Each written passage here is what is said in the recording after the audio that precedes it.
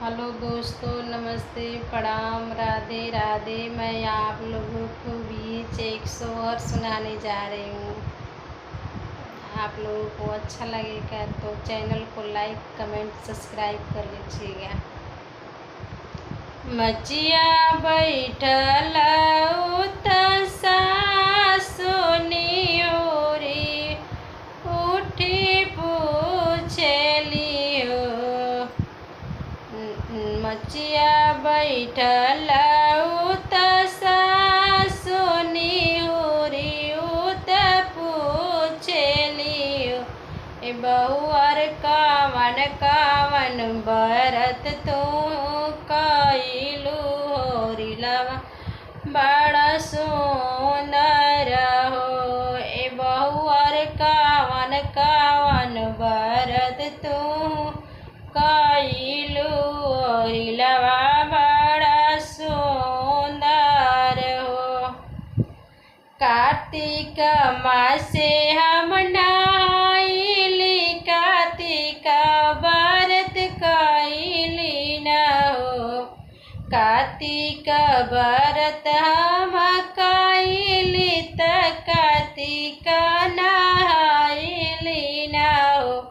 ए सासु व्रत कइली हमहु सोमवार होरिलवा बड़े सुंदर हो। ए सासु व्रत कइली हमहु सोमवार होरिलवा बड़ा सुंदर हो। राम रसोइया उहे गोतिनी हसी पूछली हो। राम रसोइया उहे गोतिनी हसी पूछली हो। ए बहुअर कावन कावन फलवा तू कइलू होरिलवा बड़ा सुंदर हो। ए बहुअर कावन कावन फलवा तू खइलू होरिलवा बड़ा सुंदर हो। एक मोत खइली अमरुदवा, दूसर खइली नरियलवा, तीसर किसमिसिया न हो। ए ललना तेक खइली हमहु नारियलवा होरिलवा बड़ा सुंदर हो। ए गोतिन एक हम खइली नारियलवा होरिलवा बड़ा सुंदर हो।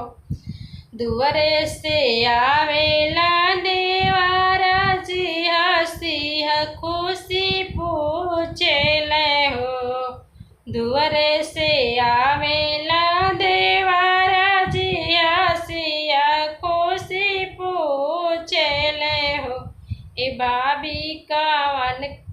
भाभी के करब के परल परछाइया होरिलवा बड़ा सुंदर हो।